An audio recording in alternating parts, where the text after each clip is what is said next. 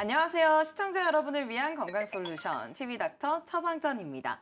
오늘의 건강 주제는 요로결석입니다. 비뇨의학과 전문의 최용훈 선생님 모시고 자세하게 알아보겠습니다. 어서 오세요. 반갑습니다. 네, 안녕하십니까. 소개받은 비뇨의학과 전문의 최용훈입니다. 오늘 비뇨의학과의 대표적인 질환 중 하나인 요로결석에 대해서 알기 쉽게 이야기 드리도록 하겠습니다. 알겠습니다, 선생님. 그렇다면 먼저 우리 몸에 생기는 이 요로결석 정확히 어떻게 생기게 되는 건지 알려주시죠. 요로결석을 설명하기에 먼저 이제 콩팥이라는 장기에 대해서 먼저 설명을 드리겠습니다. 네. 콩팥은 우리 몸의 왼쪽에 하나, 오른쪽에 하나, 양쪽에 존재를 하고요. 우리 몸의 정수기라고 보시면 되겠습니다. 피를 걸려서 맑게 해주는 기관인데요. 어떠한 이제 원인에 의해서 이 이제 피를 맑게 해주는 콩팥이라는 장기에 뭐 나트륨이라든지 칼슘이라든지 요산이라든지 이런 이제 미네랄 물질들이 쌓여서 돌이 형성이 됩니다. 이렇게 형성된 돌이 이제 소변이 내려가는 길을 따라서 이동하면서 생기는 게 요로결석인데요. 네. 발견되는 위치에 따라서 콩팥에서 발견되면은 콩팥결석, 요관에서 발견되면은 요관결석, 네. 그리고 방광에서 발견되면은 방광결석이라고 합니다. 요로결석은 이 옆구리를 찌르는 통증이 나타난다고 들었거든요. 이 요로결석이 발생하면 어떤 증상이 주로 나타나나요? 말씀하셨다시피 가장 대표적인 증상이 찌르고 조이는 듯한 옆구리 통증, 그리고 하복부 통증, 아랫배가 아플 수도 있어요. 그리고 이에 더불어서 높은 확률로 메스껍거나 토하는 듯한 그 위장장애 증상이 발생할 수 있습니다. 네. 그래서 실제로 장염인가 싶어서 이제 내과 진료를 보시다가 이제 요로결석이 발견되는 경우도 많이 있습니다. 그리고 그 요로결석에 감염이 동반되는 경우에는 열이 나거나 네. 이제 몸이 이제 으슬으슬 춥다든지 이런 몸살 증상이 나타나실 수가 있고요. 만약에 요로결석이 방광 근처나 그리고 방광 안에 이제 위치하고 있다면은 소변이 자주 마렵거나 소변이 급하거나 그리고 소변에 피가 나거나 하는 듯한 소변장애 증상이 같이 발생할 수 있습니다. 그렇군요. 우리가 알고 있는 이 통증 외에도 여러 증상이 있었군요. 네. 제가 알기로는 이 여성에 비해서 남성이 이 결석의 유병률이 높다고 알고 있는데 이게 맞나요? 그렇죠. 보통 예전에는 이제 남자분들이 여자분들보다 한 두세 배 정도 요로결석이 잘 생긴다고 알려져 있었습니다. 하지만 요즘은 그런 성별 차이보다는 그 남녀 차이보다는 이제 개개인이 이제 일하고 있는 이제 직업이라든지 처해 있는 환경 그리고 몸 상태에 따라서 좀 더 이제 차이가 나지 않나 그런 생각이 됩니다. 조금 더 자세하게 이야기 드리자면은 아무래도 좀 땀이 많으신 분들 그리고 이제 좀 더운 지방에서 네. 사시는 분들 그리고 더운 환경 뭐 제철소라든지 뭐 용접하신다든지 아니면 밖에서 야외에서 일을 하신다든지 이런 더운 환경에서 일을 하시는 분들이 아무래도 요로결석 확률이 조금 더 높게 되고요. 그리고 물을 많이 안 드시는 분들, 좀 짜게 드시는 분들, 이런 식습관에 문제가 있으신 분들도 요로결석이 잘 생기게 됩니다. 그리고 과체중이라든지 비만이라든지 혈압이나 당뇨 같은 성인병이 있으신 분들이 아무래도 요로결석이 조금 더 잘 생기는 경향이 있습니다. 알겠습니다. 이 요로결석이라고 진단을 받았다면 어떤 치료들을 받게 되나요? 먼저 오신 분들이 통증이 그렇게 심하지 않으시고 우리가 검사를 했을 때 요로결석이 4mm 이하로 좀 작은 요로결석이 발견됐을 경우에는 일단은 좀 빠질 때까지 이제 기다려 봅니다. 그런 대기요법이 있고요. 만약에 통증 조절 잘 되지 않거나 도저히 좀 크다.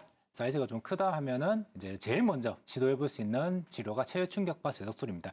아마 한 번쯤은 이제 길 다니다가 이야기 들어보셨을 경우가 많을 건데요.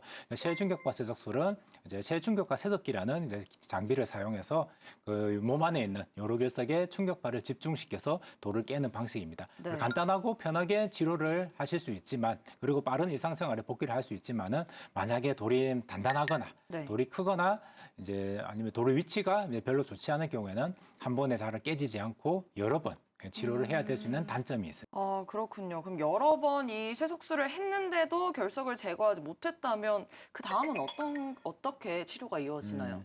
그래서 체외충격파 세석술에 실패를 하거나 아니면은 결석이 너무 크거나 아니면 결석이 너무 이제 여러 개가 있는 경우에는 수술적 치료를 고려하게 되는데요. 막상 환자분들에게 수술을 합시다라고 이야기 드리면은 깜짝 네. 놀라시는 경우가 많아요. 네. 배를 째야 하나요? 구멍을 뚫어야 하나요? 이렇게 이야기를 많이 하시는데 요즘 요로결석 수술은 대부분은 내시경으로 이제 이루어지기 때문에 특별하게 몸에 상처가 나지는 않습니다. 이런 내시경 수술을 가장 많이 그리고 가장 먼저 시도를 해보게 되고요. 만약 콩팥에 있는 이제 결석이 너무 큰 경우에는 좀 큰 대학병원에서 우리가 경피적 신절석술이라는 조금 더 큰 수술을 이제 시행할 수도 있습니다. 네. 그리고 여의치 않을 경우에는 그리고 특수한 상황에서는 개복술도 이루어지긴 하는데요. 뭐 요즘에는 완전 개복은 잘 이루어지지 않고 개복을 해도 복강 내시경으로 돌을 제거하는 경우가 있습니다. 똑똑 쌤 도와주세요. TV닥터 처방전 지금부터는 개인 맞춤형 처방전을 받아보도록 하겠습니다. 첫 번째 사례자부터 만나볼게요. 안녕하세요. 요로결석이 재발하면서 근심이 가득해진 아버지를 대신해 사연을 보내봅니다. 이런 걱정하고 계시더라고요. 혹시나 요로결석 때문에 전립선 암이 생기는 건 아닐까 하고요. 마음이 불안하신가 봐요. 요로결석이 이 전립선 암을 유발하기도 할까요? 라는 사연을 보내주셨습니다. 요로결석이 이 전립선 암이 될 수도 있는 거예요? 요로결석이 아무래도 통증을 이제 크게 유발을 하고 아까 이야기를 드렸듯이 이제 여러 가지 배뇨장애 증상, 뭐 소변이 자주 마렵다든지 아니면 급하다든지 이런 증상을 유발하기 때문에 혹여나 이제 전립선 쪽과 뭐 어떤 문제가 있지 않을까 걱정하시는 것 같은데요. 네. 다행히도 요로결석과 전립선은 전혀 별개의 질환이기 때문에 아직까지는 요로결석이 전립선 암의 발생률을 높인다는 근거는 나와 있지는 않습니다. 네. 다행입니다. 요로결석의 재발과 전립선은 전혀 관련이 없다고 하시니까 안심해 주시고요. 바로 두 번째 사례자 만나보겠습니다. 안녕하세요. 저희 남편이 요로결석이 있는데요. 이런 말도 안 되는 이야기를 하더라고요. 맥주를 마시면 결석이 저절로 빠진대요, 글쎄. 술은 몸에 안 좋은 영향을 미치는 건데 이게 말이 되는 소린가요? 너무 황당해서 질문 드려봅니다. 라는 사연을 보내주셨습니다. 맥주를 마시면 결석이 저절로 빠진다? 이게 정말 근거가 있는 말일까요? 이거는 반은 맞고 반은 틀렸다. 이렇게 이야기 드릴 수 있겠습니다. 그래요? 실제로 맥주를 많이 드시고 결석이 빠졌다라고 이야기하시는 분이 계세요. 네. 그런데 이제 맥주가 원인이라기보다는 그냥 물을 많이 드시면은 보통 요로결석이 자연 배출 확률이 높아집니다. 네. 그래서 아무래도 같은 이제 양을 놓고 봤을 때 맥주가 물보다는 조금 더 마시기가 쉽기 때문에 그쵸. 네. 아무래도 그렇기 그렇겠죠? 때문에 그렇기 때문에 이제 맥주를 많이 드시는 게 이제 돌이 잘 빠진다라고 좀 오해하게 되신 그 경우가 아닌가 싶습니다. TV닥터 처방전 요로결석에 대해 알아보고 있습니다. 앞서 사연자분께서 잦은 요로결석으로 고충을 털어놓으셨잖아요. 네. 이 요로결석의 재발률은 좀 어떤가요? 네, 요로결석의 재발률은 요로결석이 없던 분이 새로 생기는 확률보다 한번 생기셨던 분이 다시 재발 확률이 조금 더 높습니다. 보통 한번 생기셨던 분이 5년 내에 이제 요로결석 재발 확률이 50% 정도라고 합니다. 네.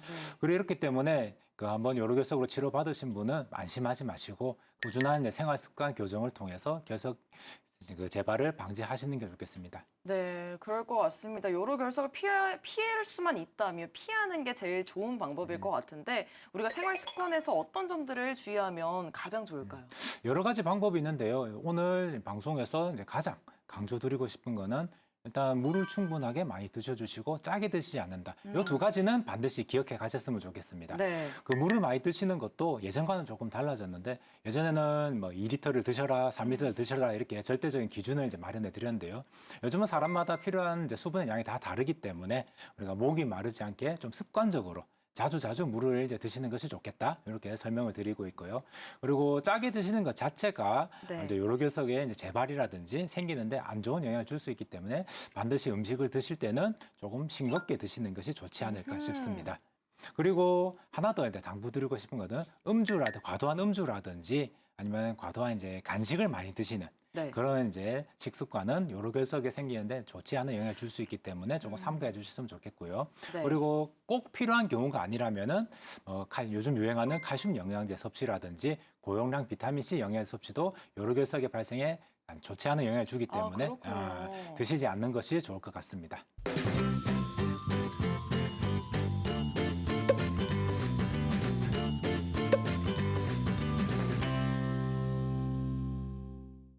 네, TV닥터 처방전 오늘은 요로결석에 대해 알아봤습니다. 선생님 마지막으로 정리 한 말씀 부탁드립니다. 이제 겨울이 가고 햇볕이 강하고 기온이 상승하는 계절이 다가왔습니다. 그래서 많은 분들이 야외 활동을 즐기시거나 수영이나 여행 등 여가 활동을 즐기시는 경우가 많습니다. 아무래도 야외 활동이 많아지게 되면 땀이 많아질 거고 체내 수분이 감소하고 식습관이 이제 변화하게 되기 쉬워요. 그렇기 때문에 평소에 이제 좀 수분 섭취에 신경을 써주시고 우리가 식사를 하실 때 조금 더 싱겁게 먹어야겠다 이렇게 경각심을 가져주시면 좋겠습니다. 네, 선생님 오늘 말씀 정말 고맙습니다.